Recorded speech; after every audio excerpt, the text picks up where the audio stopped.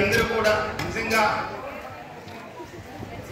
ఉపాధ్యాయులకు గౌరవించే రీతిలో మీరందరూ ముందుకొచ్చారు.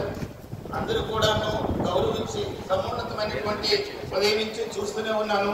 ప్రతి విద్యార్థి కూడా అందరికీ విషయం తెలియచేయడం అనేటటువంటిది చూస్తూనే ఉన్నాను. నాతో పాటు అందరికి కూడాను చాలా ఆనందంగా అనిపించింది మార్నింగ్ నుంచి కూడాను.